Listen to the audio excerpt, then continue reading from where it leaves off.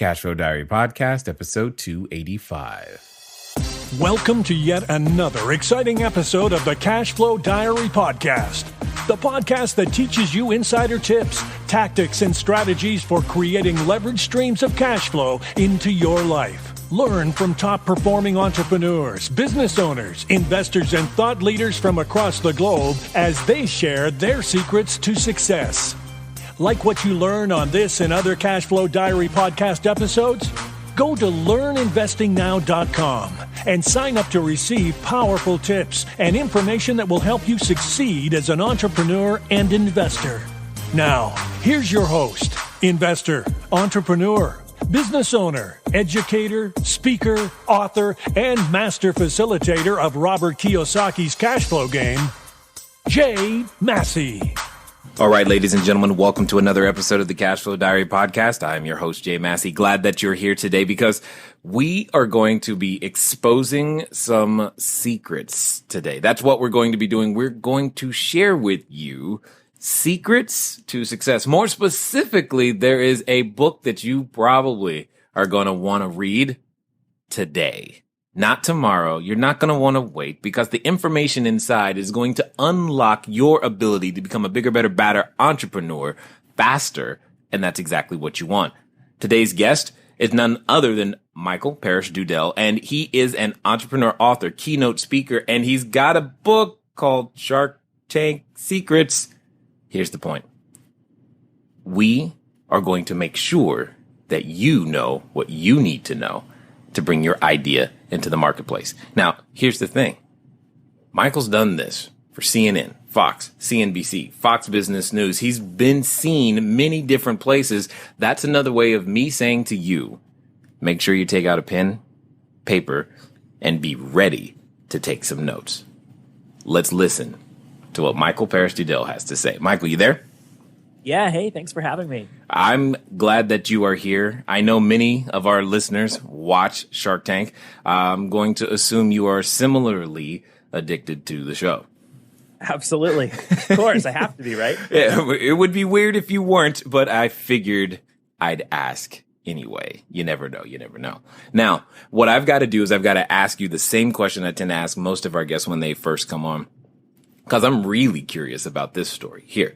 I tend to look at today's entrepreneurs. Of course, you are one of them, a lot like yesterday's superheroes, you know, Batman, Robin, Wonder Woman, Captain America, whatever.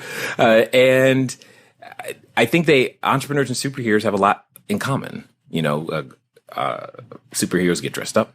Occasionally, they wear cape, masks, and entrepreneurs, we think we're doing those things. And we use our special skills to save people in various different ways. And just like superheroes, entrepreneurs have an origin story. They began somewhere. So what I want to know is before the current book, before, you were on TV and promoting and helping entrepreneurs, before you even were an entrepreneur yourself, we want to know, who is Micheal Parrish DuDell? That's a good question. So, it's funny. I have a very non-traditional background, and I found more and more that entrepreneurs across the spectrum of industries and verticals share that. They never started out thinking that they were going to be an entrepreneur, that they were even going to be in business. And that really is something that we have in common. From the age of 4 years old, I was an actor and a singer and in the arts. I went to school for that. My degree is in theater. I will get your credibility back later, I promise. Oh, hold on. Wait a minute. Yeah. Did you say 4?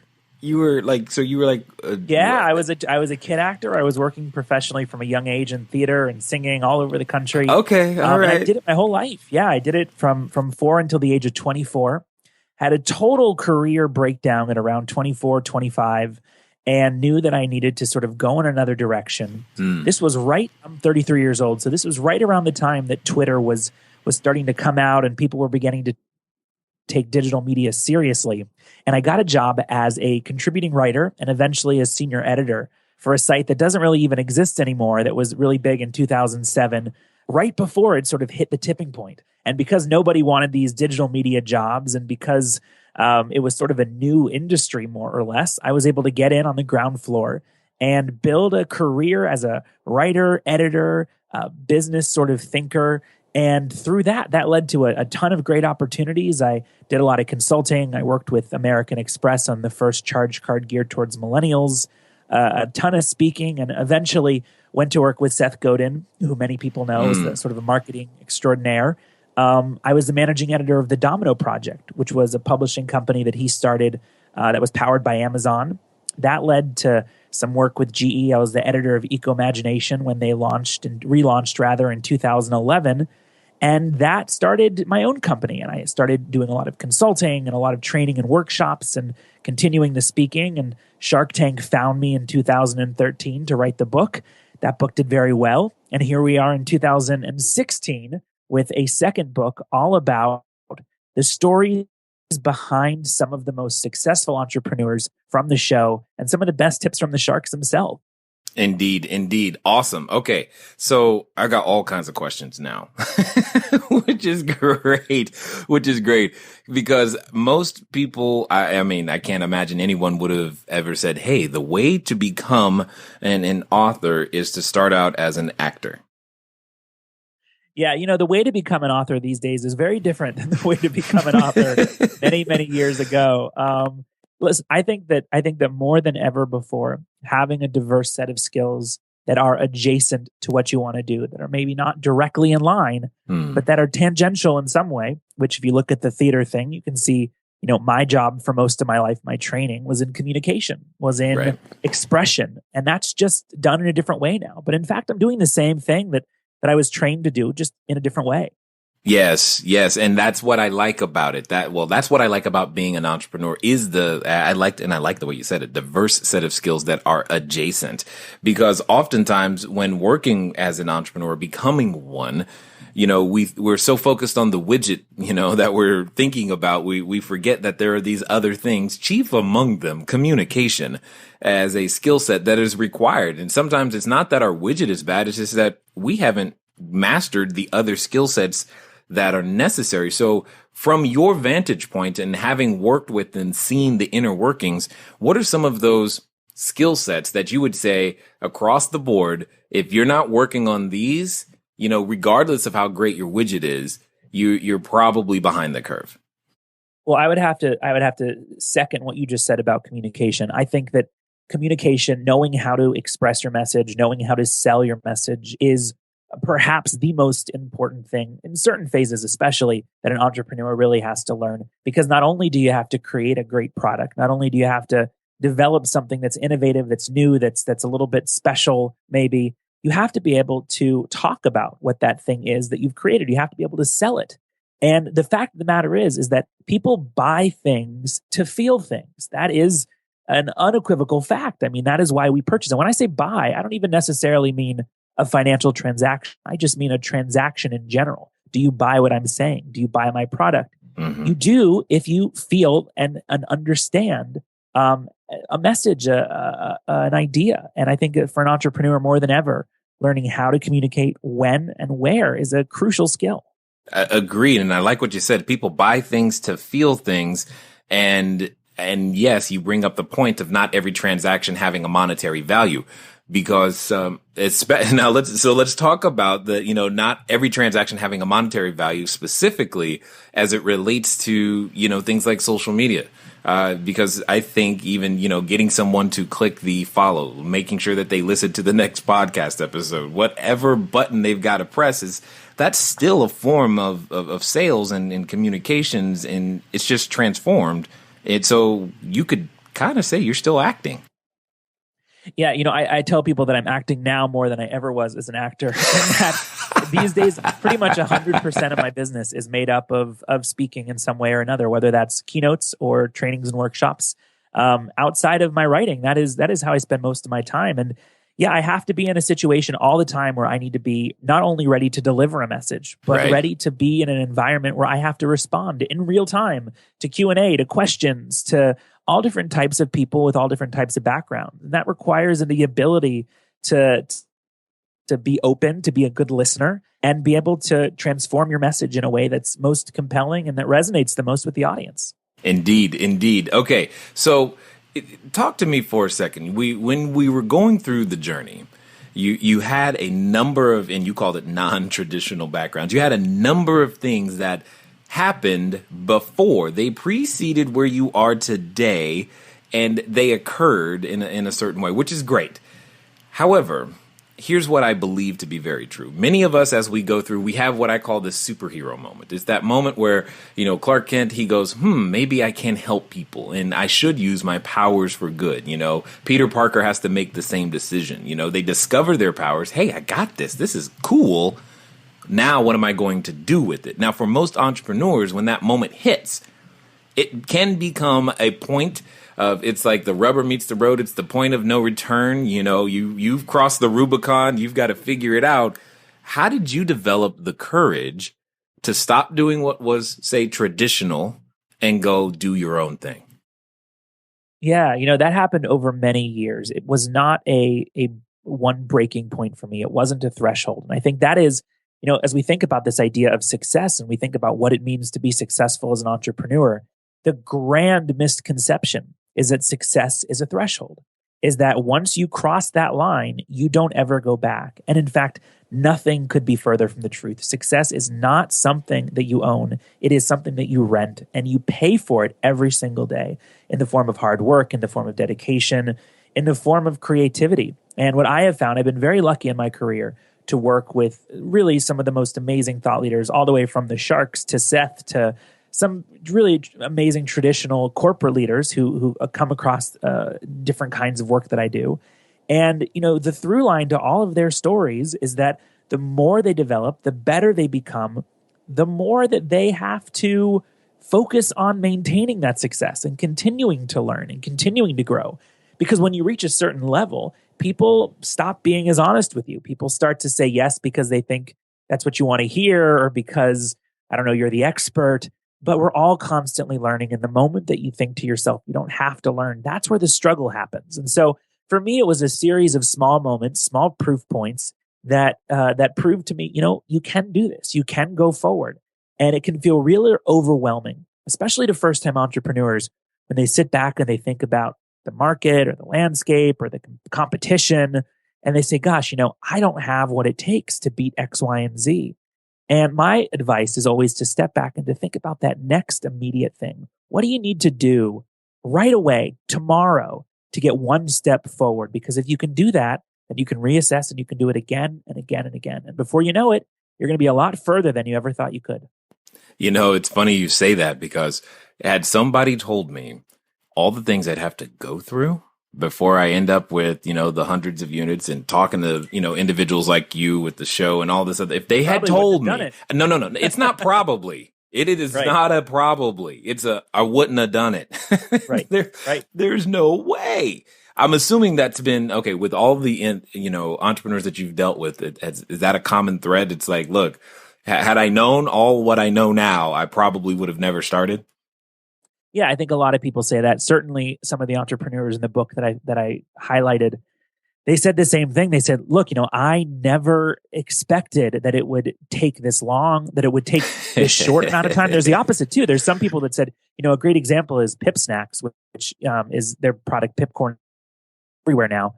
When they started, they had no idea that within a year or two, they would grow to such tremendous scale. And they said, frankly, if we thought that we would grow so quickly, we probably wouldn't have done it because we weren't ready for that growth. People think that growth is a great thing. Yes and no. It can be very good if you're set up for it. Right. But if you're not prepared for that growth, you can run into a lot of problems.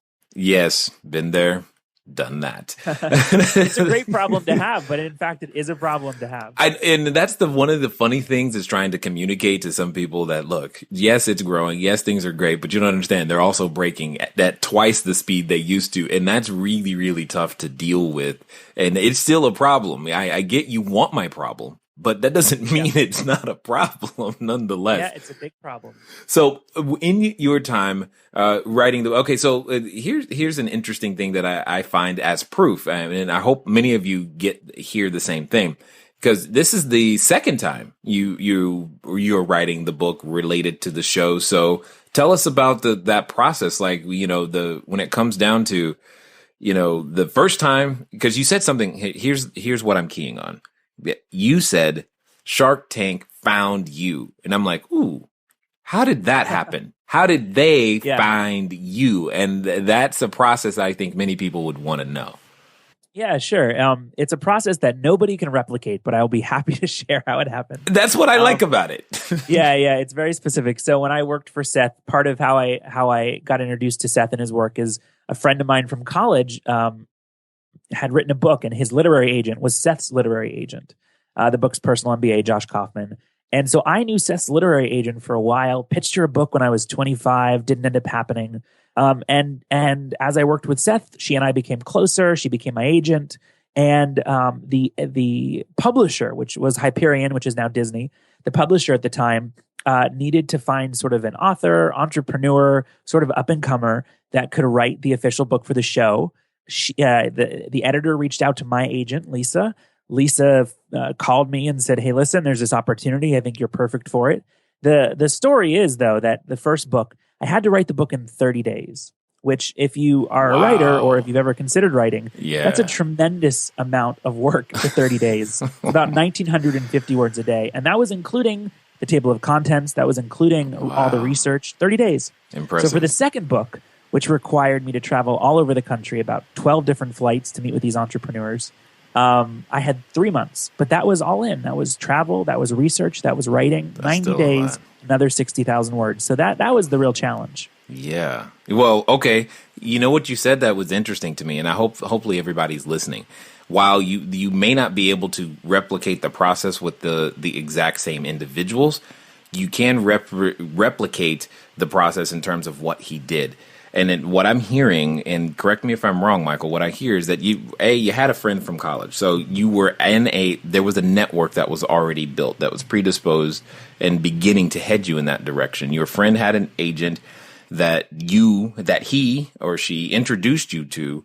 And then because of whatever positive deposits you made with that agent, it eventually resulted in you being able to solve the publisher's problem. That's what I heard. Yeah, that's right. And you can sum it up in one sentence, and it's the truest sentence you'll ever say in any industry you're in, and that it's relationships are everything, plain and simple.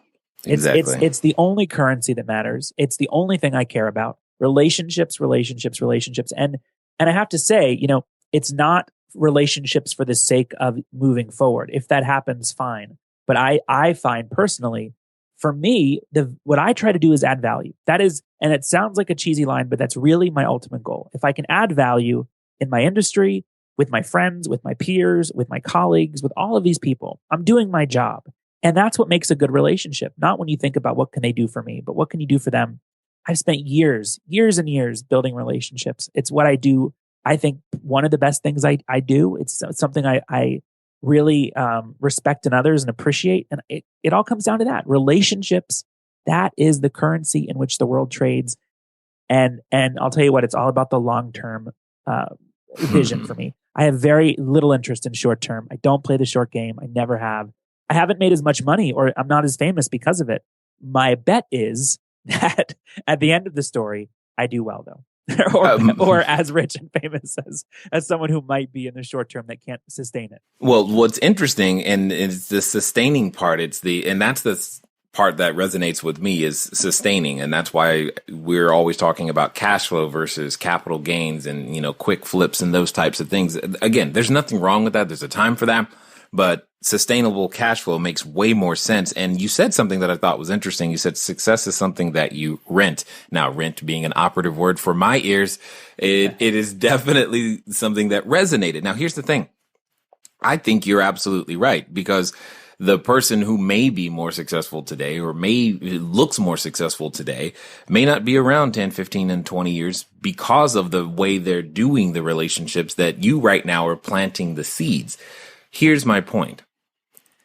That takes a certain level of understanding of a concept called delayed gratification. Where did you learn that? I mean, I think probably my parents. I was blessed to have really tremendous parents growing up and to be in an environment that fostered curiosity, creativity, self-awareness, all of these things that I think are really critical for an entrepreneur. And I know that, I sort of had an advantage because of that. But a lot of people have that advantage and a lot of people lose it over the years. I think a big piece of the puzzle for me is no matter what happens in my life, no matter what kind of success or lack thereof that I run into, the key is to just never take yourself too seriously, to take your work seriously, to take what you do seriously. But the moment that I start taking myself too seriously is the moment everything is going to go downhill, because you have to maintain a healthy dose of humor, of I think that's it, humor, of stepping back and understanding the lightness of a situation, even in the darkest times. Yeah, definitely. So let's talk about the book for a second, because I'm curious to know, how, by the way, 90 days still sounds like an impossible task to me. It's a lot of writing. It is a lot of writing. Having gone through this process, I'm like, 30 and or 90, either one, I'm like, I don't know how that's going to work, but okay, You did it. Congrats. That's impressive. You have to ice your wrists and your hands. And like have food shoved to you, delivered under the door or something, because pretty much, yeah. You're not doing anything. It's like, just check out from the world. So let's talk about jumpstarting your business. Let's talk about these secrets to success that you now have and that we are exposing in various different forms. What would you say is what is the secret, to success? And many people want to know it, so let's expose it and help them out. Yeah. Okay. Here's what I want you to take away from something that you just heard, so that just in case you missed it, I can underscore it for you. What does that mean in this particular case? It means work. The things you want to accomplish, how long it takes, tend to expand directly proportional to the amount of time that you give it. What do I mean by that? He gave himself 90 days to do something that is considered crazy and nearly impossible, but it got done. Why? Because it had to be done in 90 days. It's kind of like that same thing that happens when you go out there to get that book report done, or when the teacher said, hey, you got all semester to turn in the term paper. When did you do yours? I know for the few term papers that I've actually managed to finish, they were frequently done in the wee hours before they were due, i.e., your work. Another way of saying this, the goals that you want to achieve, how long it takes, typically expands with directly proportional to the amount of time you give it. Here's my challenge. Do something crazy today. Tell yourself that you can reach a goal, one of those goals that you've been putting off, not years from now, but 30 days from now. You haven't written an offer? Write one today. You're still waiting to buy that first property? Start now. It doesn't have to take long, unless you want it to. And I don't think you want it to. If you want some help with that, grab a copy of my book, CashFlow Diary, 10 Steps to Creating Wealth in Any Economy. You can go to CashFlowDiary.com/free book. Again, CashFlowDiary.com/free book. And for those of you who like the audio, go to the same place, CashFlowDiary.com/free book. And after you put in your name and email, we'll give you a special discount on the audiobook as well. Let's get back to the rest of it. Well, the good news is that there isn't. Well, the good and the bad news is that there isn't one secret to success, right? Dang it, Michael! If you're looking for a template, you've come to the wrong place, because while there are some common through lines in these stories, I think what the book proves, and I think what is really refreshing, is that it isn't a turnkey situation. Is that there isn't the 5 things you can do and then it's guaranteed success. In fact, it is a very specific, very personal, very customized approach that ultimately wins. Now, that being said, in all of the entrepreneurs I spoke with, and I had some great companies in there, Titan, Wicked Good Cupcakes, Grace and Lace, Scully, tons of great companies. There were some shared characteristics, some shared values, and talk about them at the very end. We call it sort of a blueprint for success, and what those 3 things are. And these are present throughout all of the stories that I shared. Number 1, it's the audacity to initiate. That's where it starts, being brave enough to try something new, to really put yourself out there, even if it's not going to work. The second is having sort of the ingenuity to prosper. And that's really important. Having that ingenuity, being able to manifest that work ethic is critical. And a part of that's creativity. And then finally, the resilience, having the resilience to endure. In all of these stories, there was not a single story that did not contain so many sub-stories of failure, so many experiences that were, maybe less than pleasurable. And a lot of these folks had to pick themselves up, get back on the horse and go. And what I have found is that when we talk about resilience, the subject seems to be, or the talking point seems to be, it's how fast you can get yourself back on the horse. I don't think that's right. I think that's a piece of it. I think the bigger piece of it is how you experience the falling off in the first place. How do you look at that situation? Do you say, oh, I failed, this is horrible, things are going to be terrible? Or do you pick yourself up and say, you know what? That sucked. It was hard to do, but I learned something from it. I'm better because of it, and I'm going to keep going. And every time you fall off, you have to be able to understand that falling off is a blessing. It doesn't feel good in real time. No. Ultimately, that's how you learn. Indeed. Yes, I've fallen off more than once.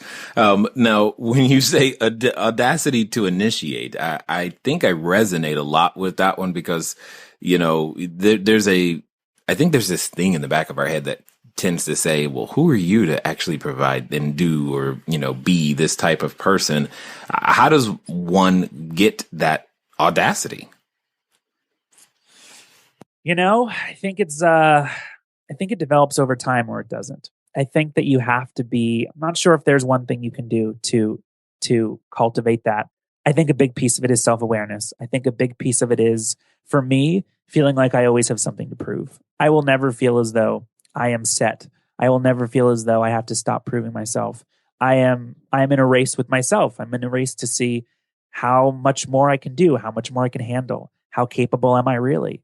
And I continue every year to press myself. And that is part of what gives me the courage and the backbone, is that when I go through a lot, when I experience something that's difficult and I come out on the other side, I look at that and I say, okay, well, that is the reason why the next time that the bigger thing happens, you're going to be able to do it too. I don't think there's a shortcut to learning that. I think it's just a series of experiences that you can choose whether to take as positive reinforcement or negative. Now, you mentioned something that I think is great here. You mentioned the word shortcut a number of times, and earlier you were talking about manifesting a particular work ethic.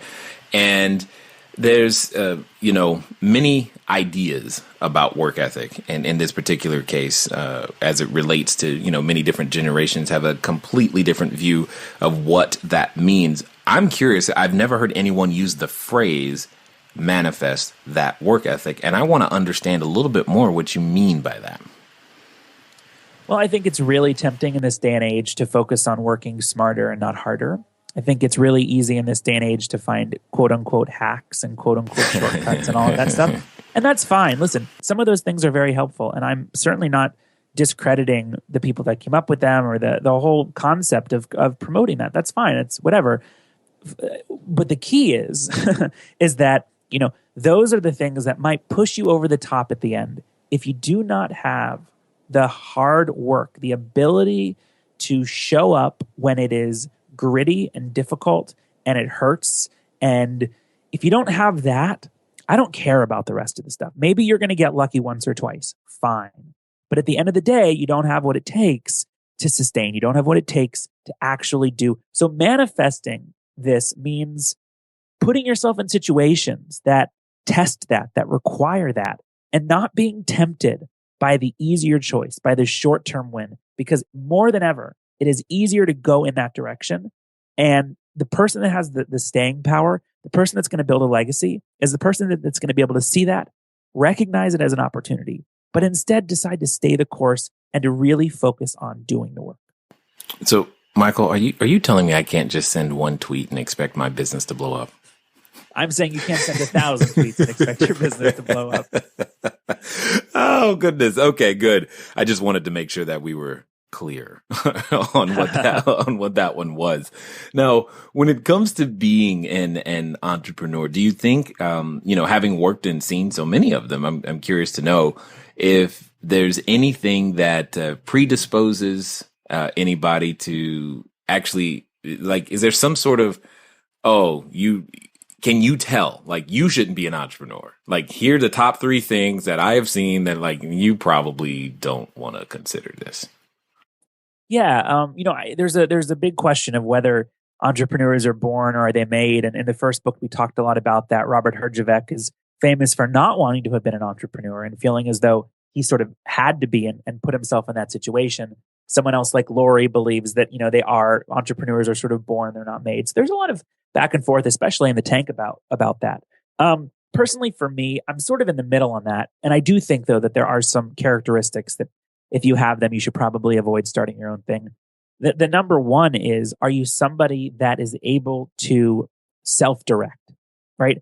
If you need somebody to tell you what to do, if you're really one of those, you have to be honest with yourself. If you're somebody who works better when they're given a list of things to do and accomplishes that list of things, you probably shouldn't do it, right? Because nobody gives you a list. Nobody tells you how to do it.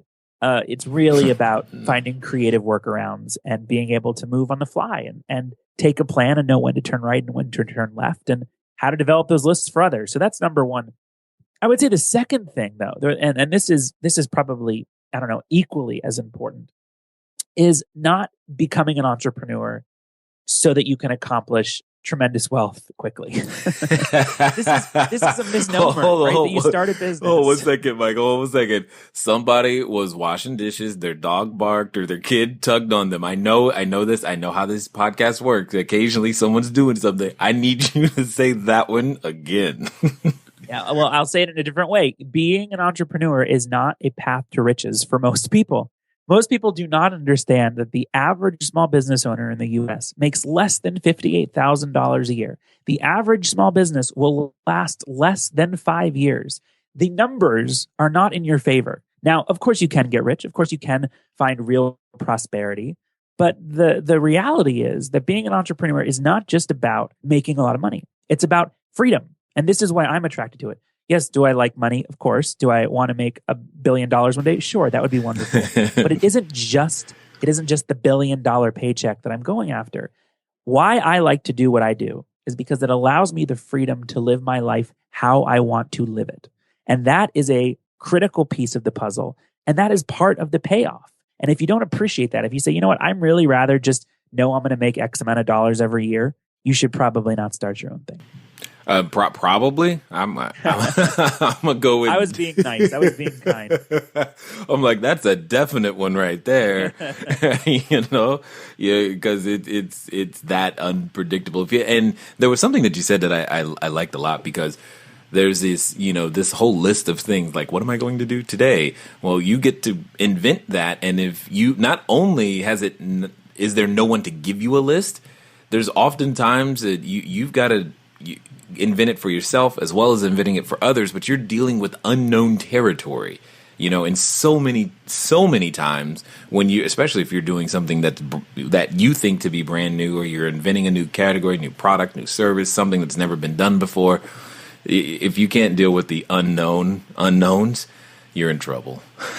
You have to be able to handle that kind of risk. You have to be comfortable with working on the fly and learning when and how to pivot at the right moment, which is not easy.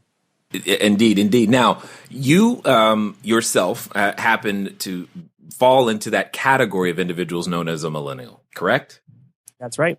So my daughter is also in this category, and so are obviously many others that don't typically have the there's a lot of talk out there about this particular generation not having what it takes in a lot of ways. And yet I see many examples of the exact opposite. Well, there's examples of both, but I see many examples of the exact opposite. And I'm curious, is the advice any different for someone in that particular category as a millennial versus, someone right now who's listening that's 40, 50, or 60? Yeah, no, I think the advice is pretty much the same. Here's the thing. I spend most of my time talking about millennials. That is a big focus of my work. And of course, there are some privileged folks in my generation that maybe expect things to happen without a lot of work. I understand that. I understand that idea. But there is also another group, and I think this group is probably less vocal but more prevalent. And it's a group of people that are really focused on achievement and that have blurred the line between work and life in such a way, for better or worse, that they're really positioned to do even better than the previous generation. I think this is what will drive our generation. I think this is what will drive our country, our world.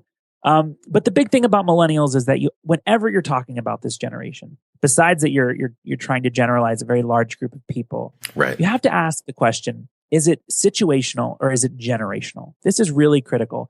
So if we were to look at baby boomers who, let's say today are in their 50s or early 60s, if we were to look at baby boomers and we were to examine them today versus who they were when they were 27, 28, 29, right?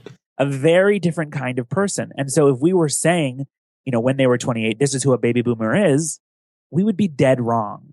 And so this generation, millennials, we've been studied the most because there's more access to data and because we're the largest generation in the history of the world. So people are curious, but the reality is that we're still growing up. We're still in our infancy. And I think that while there are some entitled folks, in general, this generation is full of a lot of great, organized, thoughtful, young entrepreneurs that I think we're going to make a big difference in this world. I agree. I mean, the tools and technology and the things that come up are absolutely amazing to me in so many different ways. And there was something that you said in terms of blurring the line between personal life and work, that you can do so many things just from the comfort of your local Starbucks now. It's awesome. And at the same time, it can be a bit of a transition and confusing. So here's a question then, because as technology continues to develop, it tends to disrupt so many different things. What is do you think that, I mean, I know we're still talking about the second book. Is there going to be a third? Will there be a actual physical book, or are we talking the third book is now just a Twitter stream or a live chat or something completely different? Yeah. No, I think that, I think the books will still maintain their relevancy. I think how they're used, what they're used for, that's obviously changed. It's continuing to change. As more people have the ability to publish and get their work out there, the credibility and the clout that was once reserved for authors is starting to Right. dissipate, which is fine. That's how things happen. I mean, look, everything in life is an evolution, right? And especially work, especially career. Work begets work, begets work. Platforms beget platforms, beget platforms. It's constantly changing. There's the impermanence of everything, if you really think about it, can be exhausting, but it's also freeing in a way. And so, is the next thing a book? I don't know if it's a book. Is the next thing a podcast? Maybe it's a podcast. The next thing will be the next thing. The thing that I'm most concerned about is that the thing that I'm working on now, that I'm dedicated to, that it has my attention, and that it's work that I can wake up every morning and say I'm proud to be doing. And that is something that is specific with this generation. We look at work not just as the thing we do from 9 to 5, but as a reflection of who we are, as not just our career, but as our life's work. It says something about us as people. This is important. This is something that our society needs, that it's been slowly building up to this. And I think that's going to be one of our landmark sort of legacies, is that we change the way that this culture thinks about how we spend our days, the work we do, the careers we choose, the profession that we opt to. Indeed. So what would you say then to the persons, who are going to be picking up, a copy of the Shark Tank, Jumpstart Your Secrets, Jumpstart Your Business and Shark Tank Secrets? What would you say then? What is the message that's core, that's central, that's going to resonate with the person who is looking to start their business, and then the person who's already started but possibly struggling? I think the core message is to keep going. The core message is that things do not happen overnight, and that the smart entrepreneur, the smart startup CEO or whomever recognizes that a lot of it is a numbers game. It's a waiting game. It's a being smart, knowing how to pivot, but also having the tenacity and the stamina to hang in and to make the risky moves and to not take the easy choice. There's going to be a lot of successes and a lot of failures in your journey if you're starting a business. But at the end of the day, you have to be able to figure out how to persevere. And there is no answer for that. That is the job of the entrepreneur. The job of the entrepreneur is to get it done no matter what. No matter what the cost of that is, they must accomplish. They must move forward. That is a hard thing to do, but I believe that most people can do it. Agreed. It is a challenge. And one of the interesting things to add to that is, there is no 9 to 5 clock. You don't know when the work is going to be over. And oftentimes it's, by the time it's happened, you've forgotten. You're on to the next thing. Lori Grenier always says, entrepreneurs are the only people that will work 80 hours a week to avoid working 40. And I think that is spot on. It's not a traditional way to live. I mean, a great example is I've been traveling a lot. Yesterday I didn't get to the office until 5:30 p.m. I had a million other things to do. Wow. Do most people do that? No. Is that my usual schedule? No. But that's part of the deal, is that I can come and go as I please because I run my own show. Right. And it's a freedom that is that many people want to, but I often say that people want dessert, but they don't want to eat dinner. It comes at a tremendous price. And that including vegetables occasionally. So that's just the way it is. Gotta eat the vegetables. Indeed. Now, I know that the individuals who have been listening, there's more than one who wants to find out more about what you're doing. How can they, beyond this time that they've invested, how can they get more of what you are out there doing? Yeah, well, anyone that wants to find out more can visit my site. That is very simple, MPDHQ, as in Micheal Parrish DuDell headquarters, mpdhq.com. And if they want to learn more about the book, that is the same site with the / and Shark Tank. So mpdhq / Shark Tank. Excellent. All right. So I've got one more question for you here before we end, because again, entrepreneurs and superheroes, in my opinion, there's just so much that we go through between the transformation, origin stories, all this other stuff. Let's pretend for a second, Micheal, that there's someone standing in front of the superhero outfit store right now. They think, "Ooh, I want to go in there and pick out their outfit. I'm going to get a cape," and they're ready to make their thing happen.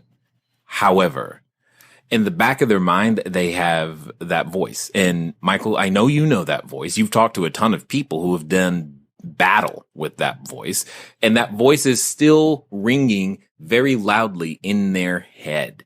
Every time they think, "Oh, I'm going to go and do this, and we're going to be able to have, 10,000 users, and we're going to be able to do this. And one day all of these things will happen." But in the back of their head, there's that still quiet, sometimes quiet, but often loud voice that's always slowing them down just a little bit. Let's pretend for a second that they're going to do exactly what you say, and they're going to do it in the next 72 hours, Micheal. What do they do to make their thing happen? Very simple. They buy a copy of the book, The War of Art. It's my favorite book. It's a book I read 5 times a year, and it talks exactly about that, about this voice in your head that stops you from doing what you are put on this earth to do. Let me tell you what, everybody has it. I have it, you have it, Barbara Corcoran has it, Mark Cuban has it. Even if they don't talk about it, they have it. It never goes away. And let me tell you what, the only way that you can have freedom from that voice is to accept the fact that it never goes away, that you will never get rid of it. In fact, it can only be managed. And the best way to manage it is by doing the thing that you want to do. The best way to manage it is by listening to it, letting it say its piece, and then saying, "Great, thanks so much. Now I'm going to go do my work."